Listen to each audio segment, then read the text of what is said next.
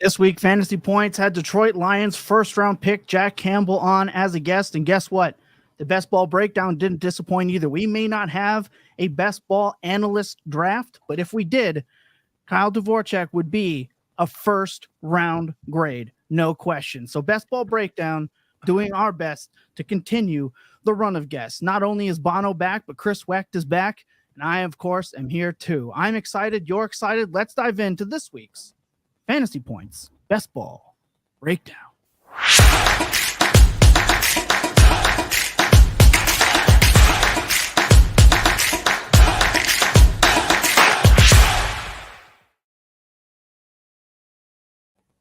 Of course, we're here taking another crack at finding the winning combination for Best Ball Mania 4. We're getting it done today. As I mentioned, we have Scott Barrett. You can find him at Scott Barrett DFB. Chris Wecht, the master of the many tabs himself. That's Chris Wecht FF. And again, from NBC Sports Edge, he's a company man. He's rocking the hat today. It is Kyle Dvorchak. Thank you so much for joining us, Kyle.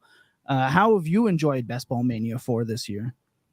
I don't know if I have a single Best Ball Mania draft. I've had a ton. I have like 15 or so, 20 maybe DraftKings drafts, and I had some Best Ball drafts before the draft, whatever the tournament was, the big board or whatever. Yeah. I don't know if I fired my first Best Ball Mania bullet outside of streams. I've done a few Best Ball Mania drafts on other people's streams that, so I've got a little bit of equity floating out there. Quarter of $25 a few times over. I don't know if I have my own personal first BBM done because I have only been mostly on DraftKings. That would be a pretty impressive feat for you to be the first person to win some share of Best Ball Mania without ever drafting your own team. I think that'd be fantastic. Of course, Derek was here before we went live, dropping the high T drafting only Kyle. Giving the quick shout out, and Jake says Scott looks like the quirky independent scientist who is convinced he can track down the Titanic submarine. Oh my goodness. Jake is in here early, dropping the bombshell comments, which we know. Scott, you're going to drop a tweet today. I can feel it because it's only one board, and I can just see that happening. Well, look, I got in trouble a couple of shows ago for not giving people a proper countdown to get into the lobby with us. Make no mistake, we're going to take a quick second. We come back. I'm going to give you the countdown to drop in to a Best Ball Mania 4 draft with us. And again, you can use promo code FANTASYPTS. They'll deposit match you to $100 if you haven't played before to get in here with us. We're going to give you that opportunity in 5 seconds when we come back. Sit tight.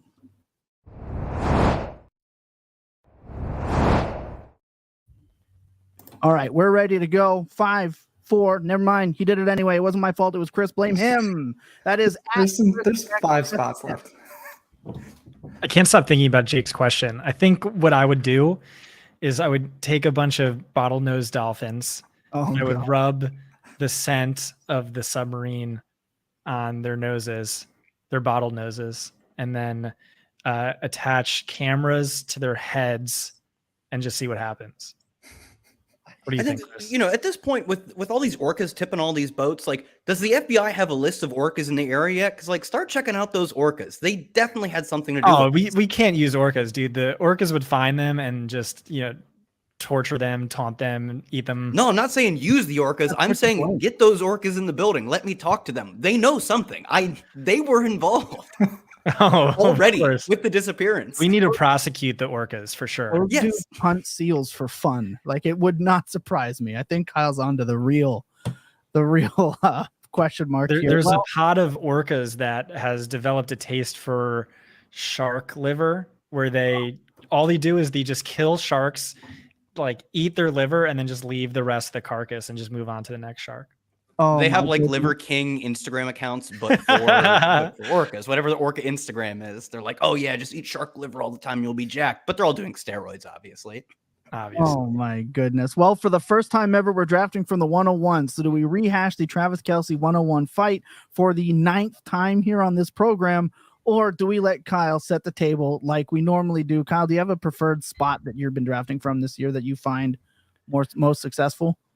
I feel like 7. I think there are 6 players that I like drafting, and I like gambling on one person not taking them. It is Christian McCaffrey, the top 4 receivers, and Travis Kelce. honestly, like you could swing me arguments for any of them as the 101. And after that, I think there's a tier gap there. And I love gambling on someone taking anyone outside of those guys. Give me like one spot of value, even though the right answer by my logic is probably 6. And at 101, like I don't care. That's Jefferson. No problem with Jefferson, Chase. What's the Travis Kelce that's been rehashed here? Give me the TLDR of what's been hashed, because I don't need to rehash it that many times. Well, hold on. I'll just say I completely agree with your take, but that is because I have Eckler in that tier. And if you promise me full health for all quarterbacks, I would like the top 4 wide receivers all exactly the same. The argument for Kelce is just that nothing's really changed about his environment. He outscored the next closest tight end by, 160 points. He was basically the wide receiver 3, and he's being drafted as the wide receiver 5. Positional value is really important, especially in this format where you can only draft theoretically 1 tight end if it's Kelce, or at most 2 tight ends, where if you draft the tight end 4, tight end 5, tight end 6 combined, that's a lot of draft capital, and you're still falling short of Kelce minus flex value. And then also in this tournament style format, you really want power law players who have a really good chance of being the overall top guy at their position by a wide margin in those playoff weeks. And I think Kelce has far and away the best odds, where it's like, who do you think the wide receiver 1 is going to be? I don't really know. Who's going to be the tight end 1? Oh, it's Kelce. Yeah, I think he had 6 100-yard games last year, and there were like maybe 8 or 9 more other 100-yard games. He basically had half. It was just under half. I think he had 6, and then like Mark Andrews or George Kittle had 3, and then it was one guy with 2, one of the other ones with 2, and some guys with 1. Like, he accounts for such a high proportion of the big games at tight end that, like, yeah, I get it. Right. I call him, and typically in any given year, the top 2, maybe top 3 tight ends, oligarch tight ends, because they really do hoard those spike weeks in best ball. But I have to give Chris credit. He does have the best counter to Kelce. I think it just took him a few weeks to get there. But do you want to dive in on that, Chris? Yeah, I mean, I hate that I've had to become like the anti-Kelce guy, because I'm not off Kelce. Like, I have no problem drafting Kelce in the 5, 6, 7, 8 range. Just taking him before any of the big 4 wide receivers, particularly on underdog where receivers go so much earlier, I just think really puts you in a hole if he is not totally elite, which he absolutely could be. But it also means everybody else has to not be good either again this year. Tight ends in general are the lowest scoring position in fantasy. So Kelce's 25-point game is awesome, but you can kind of make up, you're never going to make up Kelce's scoring, but you could make up bouncing touchdowns from 3 late round guys through the playoff weeks and then drop just like huge games from Jefferson, Tyreek, Chase with like 40-point games in weeks 15, 16, 17. And that is just something you're never going to make up with late wide receivers. Yeah, so that's Chris's counter, is just that the spike weeks coming from a Jefferson are just so much more than even a spike week coming from Kelce, which I get that. I think the best counter to Kelce is just that, like, Darren Waller's ADP is ludicrous to me. Really, my tight end strategy, if I don't get Kelce, is, all right, let me get Waller. And then if I don't get Waller, it's to go like full YOLO with cheap tight ends, because typically every single year there's at least like 1, often enough 2 tight ends with an ADP in round 15 and beyond that finish top 6 in fantasy points per game. And so this is my counter. That's my counter to McCaffrey, is the same thing, that like, I love McCaffrey, but like, you know how late they're letting us get Tony Pollard and Ramondre, like Breece Hall, like these guys who have like league winning profiles because people are so ravenously drafting wide receivers. It's kind of the same thing that, like, my counter to Travis Kelce isn't that, like, I don't think he's good. My counter to Christian McCaffrey isn't that I don't think he's good. I think for once in my life, I'm like feeling kind of excited about, like, I don't want to say the dead zone, but maybe you'd call it the start of the dead zone, that I can get like Ramondre Pollard so late. And they're letting us get elite tight ends. Like George Kittle is, like, by yards per route run, the best tight end in PFF history in like the past 30 years or whatever, right? And we get him so late relative to how good we definitively know he is, that it's why I don't feel like the absolute need to get Kelsey. It's why I typically take him, if I get him, after the receivers. Yeah, so this is definitely one of those rooms where we are just going to get buried at receiver, as basically all the Higgins and Smith are usually at least one of them is here at the turn when you start Jefferson 101. I am so fine going RB here. You like Pollard, that's fine by me. I also like Henry and Stevenson. We can go that route. I also really like Henry and Jacobs. So any of those four, you can pick your two favorites, Kyle. I would go. Oh, I feel guilty not taking. I'll go Pollard. I'll go Pollard first. You take the next one. High T. Here we go. I would have to look at my rankings. I'm leaning. We've taken Henry a lot. I'm leaning Stevenson. I probably like Jacobs a little more than Ramondre, but I'm cool with that. And that was one of the guys that Kyle shouted out. So. We have our obviously our man. Give me back my son. Who won? Omega. You played the Mel Gibson tape on accident. I did. I added that one for you, and I forgot. So when I was homesick, which was like very often growing up, we only had 6 VHS tapes, and that was one of them. So I've seen that movie maybe 49 times at least. We have not taken Kelsey 101 yet. I'm just making these arguments and like, they're so sick of hearing it, but I've never gotten my way once. So, like what's going on here? If you guys are sick of the Kelsey debate. Influencer 101s. We haven't, I don't know if we've had 101 yet, but we've definitely been at the top of the order in the like top 5-ish, 6 more often. I don't know if we've done a draft from the back half yet, actually. All but once. I think we were one time, but it was still pretty much on the turn. Right. So I kind of count it.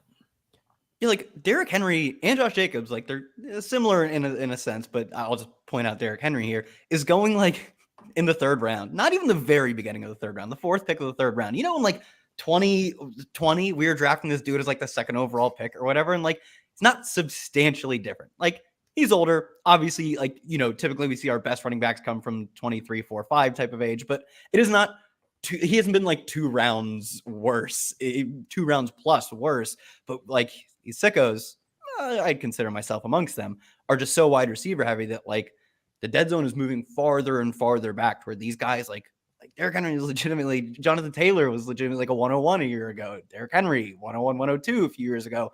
And like the time difference between now and then, like I admit does matter. I don't know if it matters this much. So I was going to say 2 things. One, I think in terms of optimality, I think 0 RB is overrated. It's, it's solid, but I do think it's overrated. And in a half-point PPR format, having at least 1 stud running back is big. Having 2 is even better. But this year, because there's so much value at the running back position, I am embracing 0 RB. Joe Mixon is maybe the best value at the position. James Conner is up there. A lot of late guys with upside. And then just to go back, I think my ideal round 2, round 3 would be Henry Jacobs. I just couldn't figure out who I liked more, but happy with Stevenson and Pollard, who are probably in that tier or close to that tier for me. Henry has finished over the last 4 seasons 4th, 1st, 3rd in PPR fantasy points per game, probably even higher in half-point PPR. And he's going where, Kyle? RB 13, RB 10. Yeah. Crazy.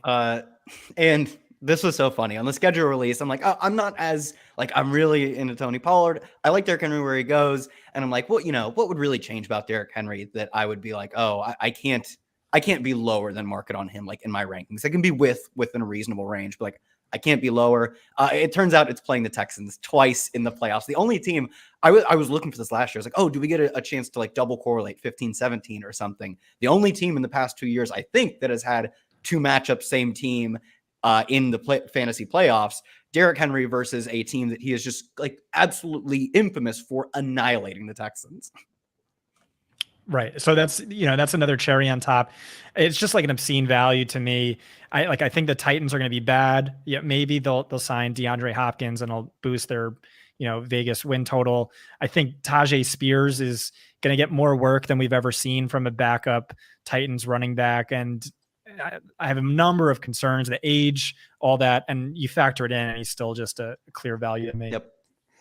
So this is my fear when we do these, two big RB starts early is, well, I mean, we'll see what ends up happening later, but all those guys you mentioned, Scott, Joe Mixon, James Conner, I'll regularly see them fall. And then when I have these early RBs, I feel like, man, I wish I had an RB spot. I felt good about putting them in because whereas I feel like I need to take a wide receiver at certain points because I'm behind at that point. We'll see what ends up happening, but yeah, let me speak to this really quick. I would be happy taking Joe Mixon here and then just being done at the running back position. That's what Mike Beers refers to as the hyper fragile draft strategy. We'll pick this up again after we pick, but I would like Joe Mixon. Who do you guys like as either a replacement or a secondary?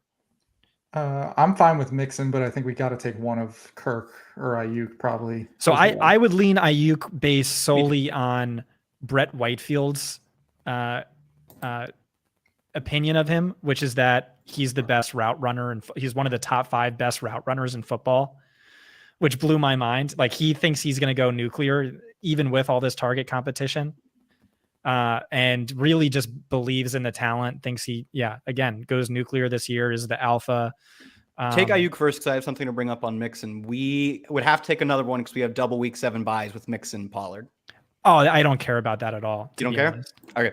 I mean, it's a regular season week and we take it. Yeah, we have the flexibility to draft another running back late. But legitimately, I really don't care. It's like a regular season week. We take a 0 and we lose 12 points, like whatever. Mm-hmm. Yeah, I don't mind Mixon. I think Mixon's the good archetype of like a player you want to, where like he's not being drafted where his fantasy points are going to be. Either like maybe he does get cut. Like, the Athletic had an article recently about like, yeah, they're still very clearly apart on how they value his contract. They need him to restructure it, even through an extension that lowers his cap hit this year. They need that to happen for him to remain on the roster. It was like the vibe they gave off, that it was like almost an ultimatum. So that's really bad. And he doesn't score a lot of points in that scenario. It's not like a good team's picking him up and giving him a lot of work. But the other end of the spectrum is that like he's probably in that like the run we have here of Derrick Henry, Josh Jacobs, Breece Hall. Like he's probably at the back end of that group. Like where he's being drafted now is the middle of a sort of bimodal distribution. He ranks second in XFP per game last year. If you exclude the one game he left early due to injury, he was basically tied with Eckler for RB1. He wasn't good and he was really unlucky. I just don't think Cincinnati does anything. Like what are their options for a Super Bowl caliber team? I just think he sticks there, but I'm not a contract guy. Like a Dalvin Cook or somebody would be. I was going to say, like you said, you said the one thing that I think was, sorry, because I thought you made a good point. The one thing that I kind of latched onto is like, yeah, he wasn't very good. I think he's fine. I think Dalvin Cook or Leonard Fournette or whatever, like they're doing the same thing at this point in their career that Joe Mixon was. Joe Mixon's probably a little better, like specifically than Lenny, or like he's probably a lot better than Zeke, but like they're doing the same things. They're going out there and soaking up snaps for a good team. Lenny or Dalvin, I think, especially Leonard Fournette, who I think would come relatively cheap. That would be a spot where like they cut Mixon, they take Leonard Fournette, and they use the money to help sign players. I mean, Mixon's only 26. I don't want any part of Lenny or Hunt or Zeke. I just think they're all washed. I think Dalvin is the most interesting. I like him at ADP because I think he's by far the least washed. And there is something to this shoulder injury he's had for so long. And he finally got it fixed with surgery. And he was talking about how it really got into his head, which made him hesitant and less physical, which is always a big aspect of his game. So he's someone I like. The concern is just, we don't know what that landing spot could be. It could be Dallas. It could be somewhere pretty gross with capped upside, but at his ADP, he's a strong gamble. I just wouldn't put him in the Mixon tier, which is, I don't know, 88 percentile or percent likely to remain in Cincy, which is a potent offense, and get a shit ton of snaps with Samaji no longer there. I think Lenny's probably got enough left if he landed on the right team. Like the Bucks were not good on offense last year, and there were still games where he would catch 5 passes or something. I think that's just a Tom Brady thing. It's definitely partly a Tom Brady thing, but I do think a team would trust him on passing downs, which is, maybe the QB doesn't check down like Brady does, but as long as it's not like Trevor Lawrence where he never checks down, I think Fournette's going to fall into games where he has 4 or 5 catches. He probably doesn't do a lot with them, but if he gets a goal line carry as well, as a guy that you're basically getting free, I think there's a chance he can give you some value depending on where he lands.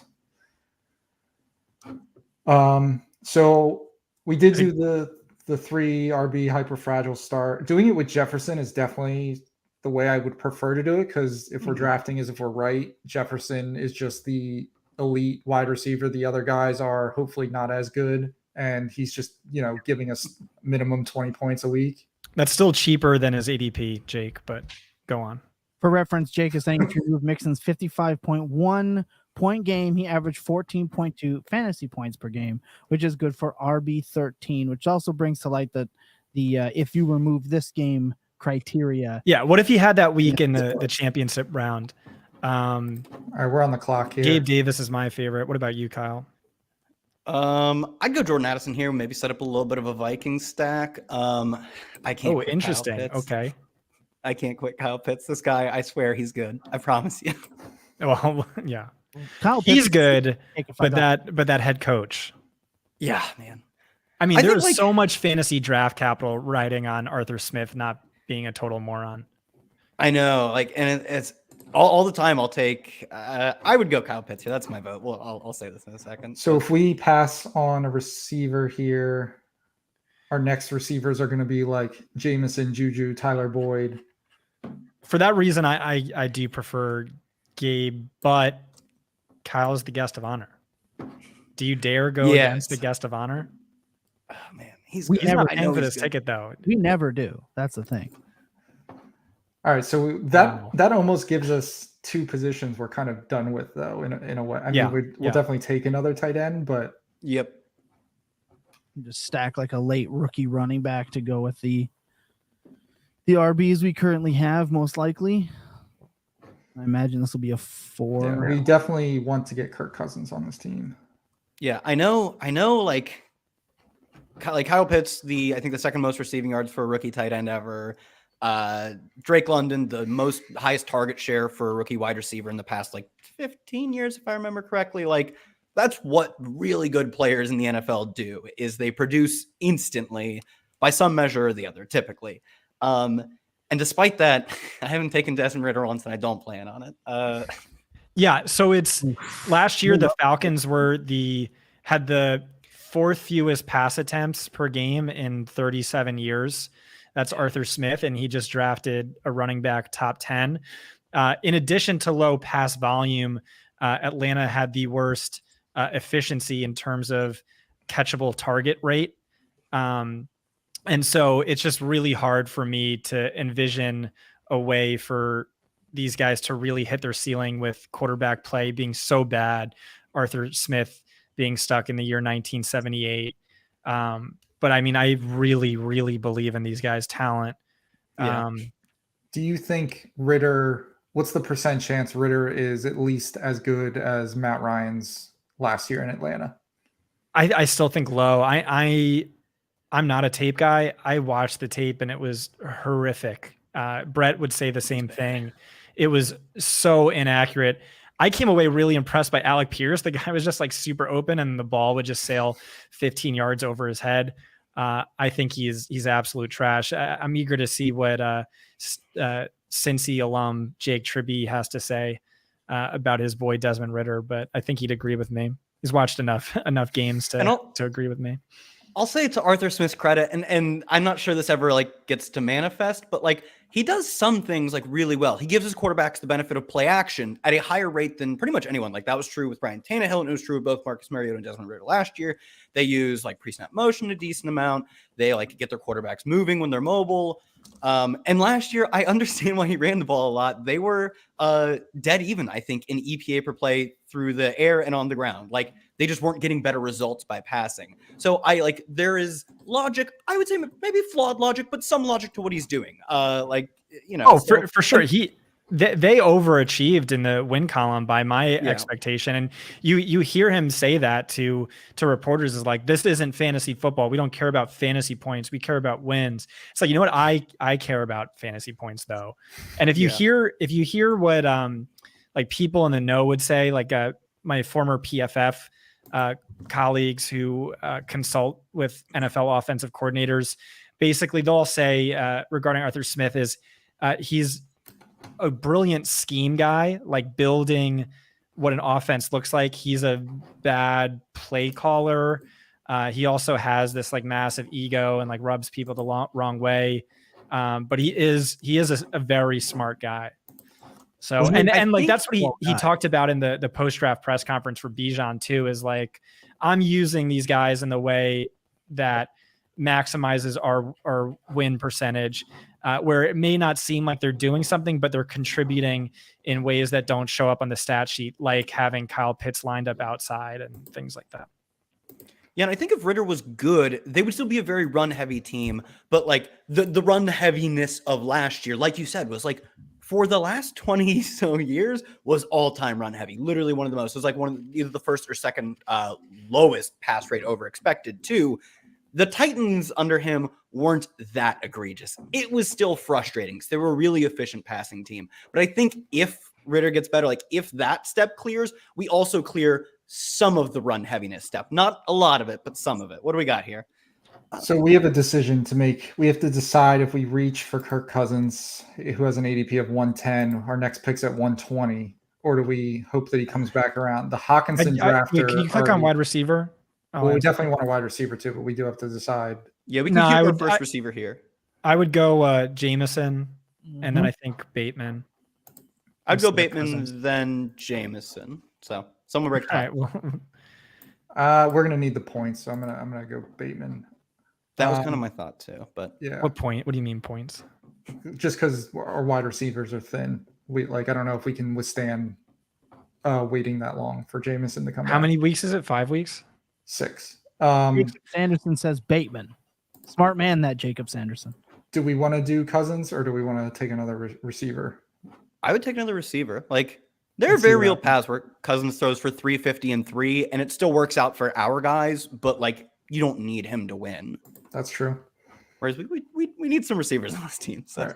Then I'm okay taking Jameson because I feel we have like, assuming that we're right, these 4 guys can definitely carry us until he comes back. And then we just hope that he's as good as what his draft capital says he is.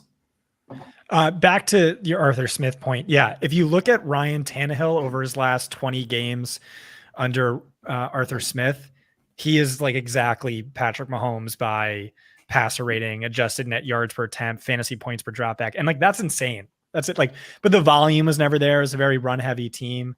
Maybe Bijan just magically, catapults this guy. But yeah, I don't know. Yeah, that team was like the PFF guys all say, and this is like they've measured empirically, like you don't need a good run game to set the play action. But you'd watch that team and be like, I don't know, man. I just saw a 50-yard bomb to AJ Brown after that long Derrick Henry run. Right. It feels like you might, even though I don't believe that. You watch that team. They were so good at like, I think it was more scheme based. I don't think it was the first you run the ball and then it sets up play action. I think it was just scheme based. Like use of play action in general is good. An incredible deep receiver in AJ Brown. All of these things set up to make Ryan Tannehill just automatically one of the most efficient quarterbacks. And he has a good skill set too. So yeah, you watch that team. They were just like, every time they passed, they were great at it. Yeah, I think it's more like personnel, right? Like, yeah, if Henry's shoving it down your throats, you want guys who are heavy on the field, can stop the run, but then that just opens up Tannehill to, find AJ Brown or whatever. Yeah, and I want to say I think Hayden did show that like your defenders in the box goes up with efficiency of the run game. Like that's not play action directly, but it does help you get lighter secondaries if you have a dude who can average 5 yards a carry on 400 carries in a season. Like that helps. Like we can say that helps at least to some measurable amount. Right, more defenders in the box. Can we look at our team one more time? Yeah. I think it's also important to note there on the Desmond Mitter conversation that it was Drake London popped off when the Falcons mittered up. So maybe there's something. Yeah, but also Pitts was hurt and true. But if Ritter is smart enough to hyper target his good players, that could be all we need. That's also a really useful out. We still need some level of pass volume, but I really do think they could have the same level of like target share as Tyreek Hill and Jalen Waddle. Like their next guy is Mac Hollins, right? Yeah. I think. I don't know. I think it is. It's probably Bijan, really. Still be. Yeah. No one else good really at that position, honestly. Oh, and like Scotty Miller, I think they signed off the streets. Yes, like, they do not have target earners in any degree behind their top two receivers, the pass catchers. So that's definitely something we were complaining about early last year, is that Pitts would just like not even get targeted. Like there was games where he'd have 2-3 targets before getting hurt, and I don't know if that was a Mariota thing. Maybe it was a offensive play call thing, but Ritter definitely did seem to target London a lot more when he was the guy. Well, and Jacob pipes in, 2020 Tennessee had no issue supporting a wide receiver 1, wide receiver 2, and a top 3 running back. Don't need more than 30 passes per game as much as we need normal low passing volume and efficiency, which Arthur Smith has a history of, which is a great point from, again, very smart man, Jacob Sanderson. If we just get mid from Desmond Mitter, he doesn't have to be good. He just has to fall like somewhere within like a standard deviation of the average quarterback. And this worked out for us. Do we get that? I don't know, but I think it's a worthwhile bet to make. Again, it's QB accuracy. Last year, Atlanta had half as many catchable targets per game as Tampa Bay, where it's like legitimately having a 50% target share on the Bears or Falcons is worse than having a 20% target share on last year's Bucks. That's really what it comes down to. But I mean, Kyle Pitts, he's one of the best ever. Right, so going to be one of these days. It's going to happen. Coming up here, best receivers: Tyler Boyd, Zay Jones, Darnell Mooney, Romeo Doubs. Cousins is gone. Click on wide receiver. Not an inspiring list of names for sure. Come on, Nico Collins is there. What are you talking about? Nico is there, but I was kind of clicking quarterback. 170 target this season, Nico Collins. I'd take Rodgers and I don't care about the stack right now. I would take Boyd. Rodgers is fine too. I've taken a lot of Jets. So Jared Goff potentially. I mean, maybe in the mid. I'm in for that. Yeah, our stacking options would be Goff and Purdy right now, late, or Ritter for that matter. Hey, let's go fucking squeeze a Desmond Ritter on the team and send Scott into the fun. Let's go. But yeah, I'll vote for Goff, I guess. All right. You could take Penny and then be super done at running back. No, I think we can push it farther. If that fourth RB is hitting our team, Agreed. All right, please don't make me take Mecole Hardman or any bullshit like that, Chris. No, we're gonna take Nico Collins. CJ Uzoma. We can do Conk Daddy as our tight end too. Oh yeah, I do love me some Conk Daddy. It does seem like Uzoma is starting to pick up heat that he might be the tight end now, which is, I don't know. Kaplan told us they love Conklin, and they loved him last year. We had I was gonna say, I think didn't Conklin like miss some games to start the year or something, and as soon as he played, like they were like, all right, CJ, you're like a 20% snaps guy. Like every time Conklin was active, they were like, all right, get out of here, bud. Brian, I'm starting to get the sense that you're just real deep in the Atlanta Falcons lore, and I'm having a hard time trusting rational takes now. I mean, Arthur Smith told us exactly this in the post-draft press conference. Is like he likes what Algier brings to the table. He wants to be a run-heavy team. Vibe I got was 12 carries per game. If that happens, then Bijan is one of the worst picks of all time. Well, he is one of the worst picks. But I could also see him getting 18 carries, 6 targets. Like, don't forget what Cordarrelle Patterson did in like with a 40% snap share.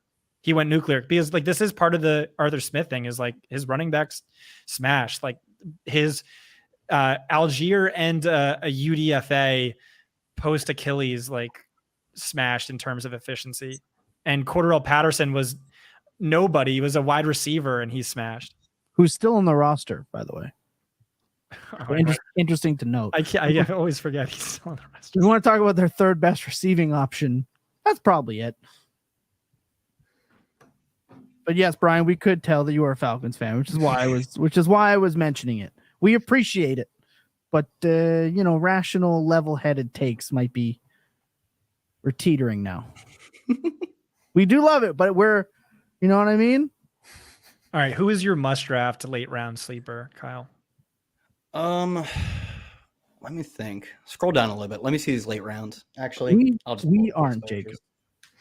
We still got a few picks to go, I think, until we get to the real late rounds. I'm surprised, but this draft we have not really had to reach at receiver. Like we've actually gotten some guys past ADP that I like feel good about at receiver, despite the start. Like this is for the start that we had. This is pretty much what you want the draft to lay out like this. According to the DraftKings app, mine is Isaiah Likely, which checks out. I take that dude all the time. He is like the ultimate. You are the only person in the BBM finals with him, and Mark Andrews tweaks his ankle. And like, I don't think contingent value at pass catching positions is true that often, right? Because pass catching positions are so much more determined. Like the fantasy output is so much more determined by player talent. But we got a brief look at it last year, and like immediately one of the better receivers. Their actual receivers were also terrible, which would be a problem. But like, I do think Likely's probably like one of the best backup tight ends. I think there's a chance. I would say it's a large chance, but a chance we get some standalone value from him. And also, I've just been taking a ton of that Ravens-Dolphins game. So I tweeted about this recently. Him as a potential handcuff tight end, the best handcuff tight end since Jacob Tamme. He was elite production profile coming out of college, really bad combine. According to Jim Nagy, he would have went round 2. If it was just like an average combine, it was really bad. I tweeted about this just to give something for Ryan's next article. But I don't really believe it just because there's regime uncertainty regarding the new offensive coordinator. They drafted a wide receiver round 1, which makes me think there's going to be more 11 personnel. If Andrews went down, are we sure it's going to go to the 25% target share we saw from Likely when Andrews was hurt last year? Or did he just do something else? I don't really know, but I haven't been drafting him personally for that reason, but I definitely get that argument.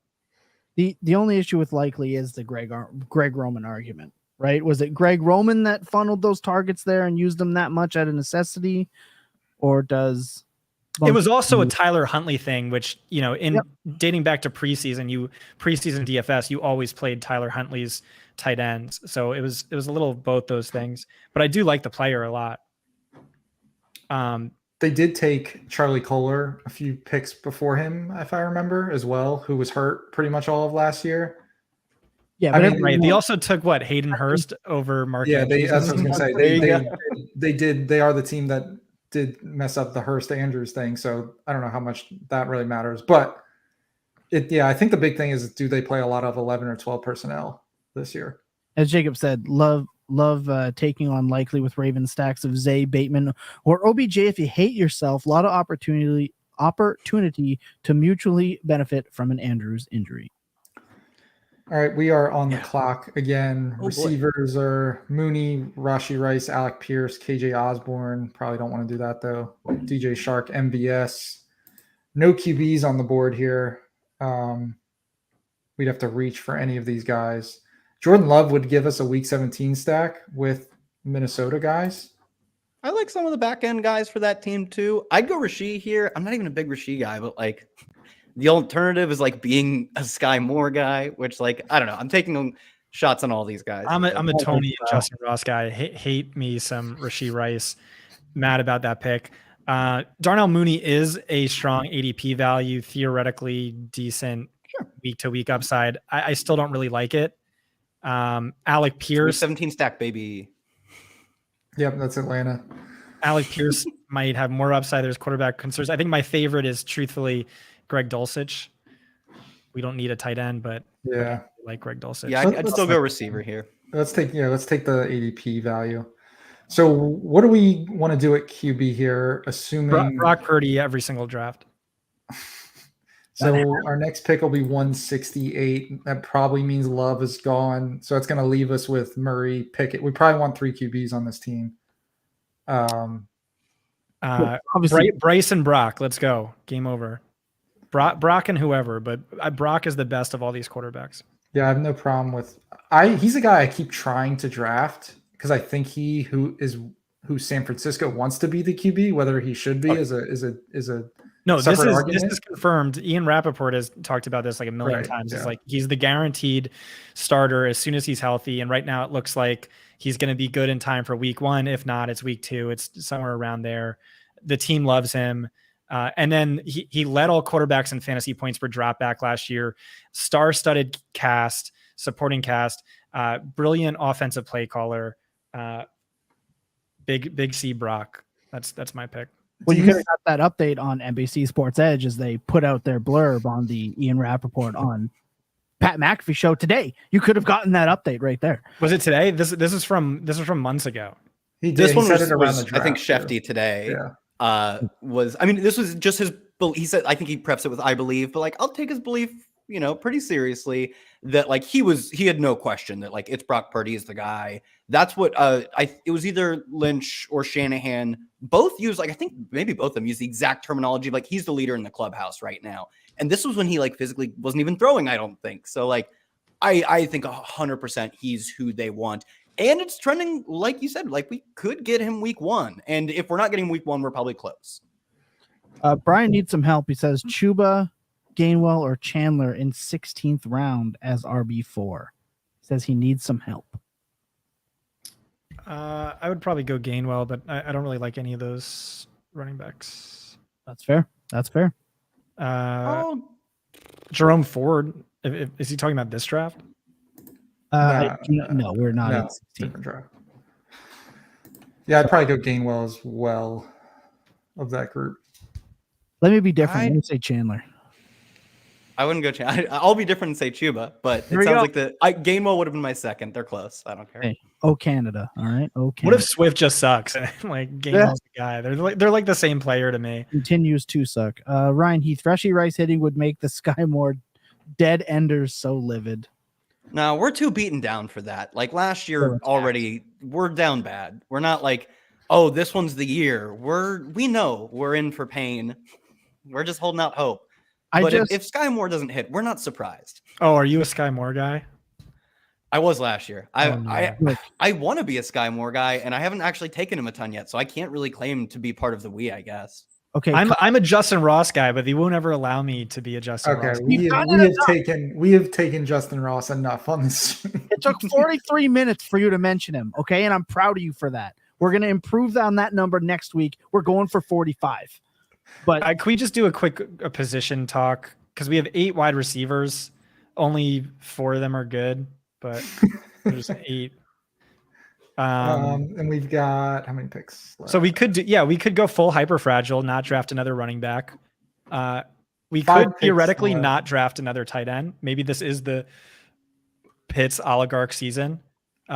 Quarterback, I honestly feel really good about Rodgers and Purdy. Really high floor. Maybe you don't have that league winning ceiling. But you're not going to get that from any of the other names. You're not going to get that from Pickett. Probably not Bryce Young, though I'd like him the most. Really? Right? So maybe just wide receiver onslaught and we get freaky with it. So we can take, if we do one more tight end and at least one more QB, that's still 3 picks left. I don't know if they all 3 have to be a receiver. The problem with some of these super late receivers is I think it's really important to try to have guys that are live like in the season, and QBs are something you can take super late that we feel good about. Like I know Stroud and Bryce Young and Pickett probably don't have the good upside, but we at least know they're going to be playing. I like this argument. So I would take Purdy here. I just don't want to have 0 quarterbacks. Yep, I'm in for Purdy. I like Purdy this year. Awesome. And what are your thoughts on Thornton? And the entirety of this question is likelihood of being a starter in 3 wide receiver sets. Not great. I don't think that likelihood is great. And he was terrible last year. He was like league bottom in yards per route on we know him because he had those 2 touchdown game or whatever, but also he was not a particularly great college prospect. So him not being he was a much better college prospect than he gets credit for. He really wasn't that much worse than Sky Moore in my opinion, but I know that's a bold take. Kyle, give me a receiver that you like in the spring. Jesus, none of these guys are good. Take Tyquan Thornton. We already have a nice. Yeah. So really, to me, it all comes down to can he beat out Kendrick Bourne for that wide receiver 3 role? Early reports out of camp is they're eyeing him as the not the Jacoby replacement, the Z. I don't know. the Nelson Aguilar replacement. Yeah. Right? So he did run a 4 wide receiver by committee last year, which sucked. He does have spike week upside. He's, one of the fastest players in the league. The offense was trash. Bill Bryant comes to town. Maybe the offense is better, but also maybe they just run 12 personnel a shit ton. Did have some rushing touchdowns last year. Yeah, I don't know. It does open up a Mac Jones stack for us as an option as well. I've been taking some Mac Jones. He's so cheap, and 2 years ago he was quarterback. I didn't know he was available. There was talk of him being the best QB from that class 2 years ago, and then one year without a real OC, and now where everybody is totally off him, I think is not right. Yeah, I think he's a great QB3. That's a good call. I missed him for some reason when we were looking. I'm also we didn't have Tyquan yet. Right. I'm also just drafting Mac Jones under the assumption they're signing DeAndre Hopkins. That's if you're buying into Mac Jones, I feel like you're in a way subconsciously drafting him, praying and lighting every candle you can, and having every seance you can to just bring DeAndre Hopkins back with his former coach there in New England. I feel like that's just printing money. Do you guys think Hopkins would actually move the needle for Mac Jones's ADP, or if it was Tennessee, the other place he's visited, Tannehill? Yeah, moving. Do you think people would buy in? I know for sure on Mac. I think for sure on Mac, it's like a 2-round jump at least. Yeah, Tannehill not as much because it's not like we're not drafting him because we think he's terrible. We're not drafting because we think there's a decent chance he doesn't play in the final weeks of the season. I'm not entirely sure that's the case. So I've had a few of my teams that get perks. I'm like, I really need this third quarterback. I'll take Tannehill. But the reason we're not taking Tannehill is not the same reason we're not taking Mac Jones. I think Tannehill is actually a strong pick. I don't know why I missed him too, but he had 7 rushing touchdowns in 2 of his last 3 seasons. There's some spike week upside there. Yeah, I think he's got to be. The Titans have to be pretty much out of it for him to not be playing. And they're one of the best coach teams in one of the weaker divisions. It's really hard for them. I mean, last year they were starting truly non-NFL caliber quarterbacks to close the season, and they were in it till the final minute of the final game. So I do think they're going to be in it really late in the year. Yeah, they had below NFL caliber QBs, cornerbacks, receivers, and still Mike Vrabel just knows how to coach a team and get them up to play whoever they are, whether it's the Chiefs like we saw last year or some bad team, the Texans in their division. They're gonna be competitive every single week. Can you click on our team and just scroll up and down one more time? Rodgers and Purdy at QB, Pollard, Stevenson, and Mixon at running back, Jefferson, Ayuk, Addison, Bateman, Jamison Williams, Tyler Boyd, Rashee Rice, Darnell Mooney, Tyquan Thornton at receiver, Kyle Pitts at tight end. All right. Do we want to stack Rodgers with Conklin, or do we want to stack Mac with Jasicki? Conklin. Give me Conklin. I do like both New England tight end. Hunter Henry. I don't know how Hunter Henry goes so late as well. I would take Hunter Henry over Gesicki. Gesicki strikes me as the guy that gets in the building. Bill Belichick sees him with a block and he goes, "You're not playing this year, bud." Oh, I I don't see know the what they're- opposite. I feel like Big Henry's their blocker, and Gesicki is going to be running a ton of routes as potentially the big slot, but you also just never really know. Henry was their best receiver outside of Jacoby Myers out of the slot last year, actually, in yards per out run. So I think like that they need. Is to that just fill- because he didn't run it so often enough, where it caught kind of a defenses by good surprise? amount. Let me see if I can pull those numbers real quick. But yeah, maybe I'm wrong. Nonetheless, I like Conklin. So we'll have 3 more picks. Receiver would be the other option. I think we're good on receiver. I do not think we need another receiver. I would go I'd probably go Mac Jones and Conklin unless we can sneak Mac Jones. Wait, We just probably can't get him stay in our on next running pick. back real quick. Fournette, that's an option. And now we're I'm buying. into that. Henry ran 168 routes from the slot last year, so it's not a small sample. I think I've just sold myself on Mac plus Fournette. Jake, Mac plus Fournette, get Henry with the last pick. Yeah. Jake's fantasy I'm in. point projections have Henry tight end 10s. 10 tight end spots higher than Damn. for what it's worth. I can't read today. Like, this has been a real problem. I can't read the labels on my mixer. I'm hitting the wrong button. I can't read people's sentences. It's been a tragic day.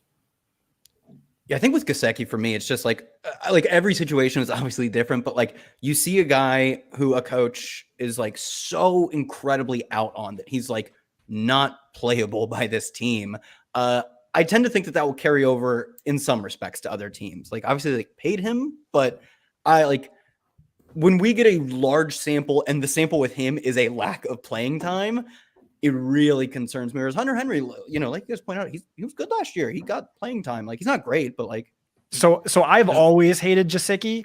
I think last year what it was is just for this Shanahan outside zone scheme, they really relies on a capable blocking tight end or an inline tight end, which Gesicki isn't. So he just didn't fit the bill. They tried to trade him at some point last season. So maybe it was just a bad fit where, New England did want him, at least theoretically. I think he's getting paid nothing. And there's just more upside to that receiving tight end archetype. But again, I hate Gesicki. He's never been good. He was drafted off of athleticism alone, which is dumb. And he probably stinks. So yeah, maybe you're right. Also, a point in favor of Hunter Henry is he is next door neighbors with Mac Jones. So it's the neighbor narrative. They score a lot of touchdowns together. There was like 1 6-week stretch where they scored every single week. So here's the Fournette pick's good too, because like our team just needed someone to play in week 7, the 7th week of the season. We need someone to play, and assuming watch him he go signs, to a team with a week 7 bye. Oh, it'd be brutal. I know. I thought this would be brutal, but like Fournette is a dude who once he signs with a team, like he's just going out there and putting in the reps. Is he doing much with those reps? Obviously, he's not doing much with those reps, but like he's going to be on the field and get us 12.2 points in the only week we really need him. Because if he's getting in the lineup other times, we're probably screwed. So. Yeah, as bad as the Patriots were last year, there wasn't a significant drop off for Henry, except went from 9 touchdowns to 2. So maybe you split the difference. There's more touchdown upside than ADP is giving him credit for. So I pulled these numbers for a little bit of a Juju argument as him not being a terrible pick, even though it is still kind of gross. But I in doing so, I think I kind of realized that it's even more of a Henry argument.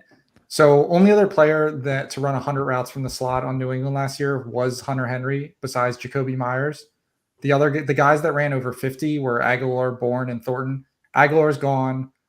Bourne is still there. He had a yards per out run of 1.37. Thornton was at 0.67. I don't think so unless Bourne is going to play a lot of slot snaps for them, or Juju, is fully healthy again. Henry's going to play slot snaps. Gesicki was down at 0.97 in the slot for Miami last year. I know he's not really part of the offense there, but there's no reason to believe that Gesicki is going to be this big slot guy for them any more than Hunter Henry could be. All right, you guys convinced me. What if someone took it now? After all this, someone's like, all right, I'm taking Hunter Henry. That's true. We did start talking about him way too early. Well, so far, no one has shown themselves as a sniper. We'll put Gesicki in the queue just in case. And everything we just said is a lie. Gesicki's good if that happens. Right. That's the classic variant. I don't know if you guys know this, but Gesicki's actually really athletic. He had like a really good spark score, which in the context of needing him to produce, I like that. So a stat I came up with was Henry. Was height plus arm length plus vertical jump. And Gesicki was, I think, second. Oh, I think he was tied for most all time. Like, which is just crazy for a guy with so few touchdowns. Like if you combine all those numbers, you get like 5 feet above the basketball rim, whatever. And the guy why don't you just lob it up to him in the end zone? All right, so we finished our team with Jefferson 101, and then we took Tony Pollard in round 2, Ramondre Stevenson, Brandon Ayuk in the 4th, Joe Mixon, Jordan Addison, Kyle Pitts, Rashad Bateman, Jameson Williams, Tyler Boyd, Aaron Rodgers at QB, our first QB, Rashee Rice, Darnell Mooney, Brock Purdy, Tyquan Thornton, Mac Jones, and then Leonard Fournette and Hunter Henry. All right. What are our stacks and what happens in week 17? Because I know you memorized the schedule because you're a freak. We have New England, we have Mac, Ramondre, Tyquan. Yeah, so New England puts up a good score on Buffalo in week 17. It's not freezing cold. It's not it's not the run game where they throw 2 passes all game. They just they say we remember Bill's a score runner-upper, though. He will run the score up against his opponents, which that's right. Well. Yeah. So even, Bills don't fight, but, they just get stomped in that game for whatever reason. Bill don't care. They still drop 40. I guess we don't. Kyle Pitts, Darnell Mooney, that Chicago, Iconic. Like you said, Scott, those teams were so terrible. It didn't throw the ball all this year, but in week 17, every one of their targets, Kyle Pitts and Darnell Mooney, just have like 100% target share that week. And then we just have the 3 best RBs of the week, and Tony Pollard, Ramondre Stevenson, Joe Mixon are the guys you need, with Jefferson dropping his usual 40. Love that. I love that. Love it. It's just team really worked out despite being a little, it's a little nerve-wracking when you start 3 RBs early. You don't know what you're going to get at receiver. I think that's why this team hits. Yeah, I think it's important when you have limited receivers that the receivers you have are the guys that can put up 25. Right? And we know Tyler Boyd, 2 touchdowns, that's definitely possible. Darnell Mooney can pop, Thornton can pop. They're all kind of speed guys or those clutch big target guys. So I feel that's important. I think everyone on this team except Aaron Rodgers has a week 17 counterpart. Jameson Williams is Tony Pollard, right? Tyler Boyd and Joe Mixon are Rashee Rice. Oh, Bateman maybe is the other one. Yeah, we don't have a Miami guy. Yeah. And that's pretty good, though. That's a high percentage of our team can participate with each other's games. Yep. Too many stacks. Scott's punching air in his head right now. Like he's not. How did he let this happen? Stacks are bad, guys. How many times do I have to tell you? Bono doesn't stack. It's just not what happens. If you're going to have, as Jacob says, if you're going to have shitty wide receivers, may as well have a bunch of wide receivers that can run deep routes. Nice squad. When are we going to have Jacob on? Is it scheduled? I believe Jacob is scheduled for July 5th, which we can talk about as we get up. Well, look, we're going to take a quick second, give you guys a quick 5-second break from our voices before we get the heck out of here. Sit tight. Wait, I had a comment. Oh, okay. Well, you can still make it. Go ahead. I'll do it before I hit the button. Do it now. Oh, there's so much pressure on. Oh, God. So, yeah, Kyle said something interesting about the Bills running up on their opponents and never taking their foot off the gas. That's something I look at from a DFS perspective, disregarding massive Vegas spreads, things like that. So over the last 3 seasons, here are the teams with who won games by 25 or more points. There's probably a better way to look at this, but nonetheless, Bills with 9, the Patriots with 6, which is interesting given how bad they were last year. Tampa with 6, Dallas with 5, Kansas City with 5, 49ers with 5. And so just Dallas stood out to me there. Is Justin Herbert going to just break leagues this year? With a competent offensive coordinator who likes to keep his foot on the gas and chuck it deep? I think so. I keep thinking about this. Oh, I have so much Keenan Allen. We're just expecting him to not just run like quick outs. 35 times with your best. See, that's why I have Keenan Allen's. Because like, if they just do like slightly more of non-Eckler checkdowns, like that's one. I think that's probably most likely. It's what we've seen a lot from Herbert. Yep. And Keenan Allen was incredible last year. Over the past last 10 games, he's on pace like 1,600 yards or something nuts. Like he was full Keenan Allen for the final 2 months of the season, and like I don't think there's any reason to believe that anything's going to change with that. It could just be more non-checkdowns, which is really good for the offense because the checkdowns, as much as they are nice for PPR, like they're not really that valuable plays. Yeah, Herbert loved throwing short of the sticks last year. Love that. No, it's fantastic. Look, like I said, we're going to take a quick second. We're going to get a break from our voices, and then we're going to get out of here. Get you going for the rest of your day. Sit tight.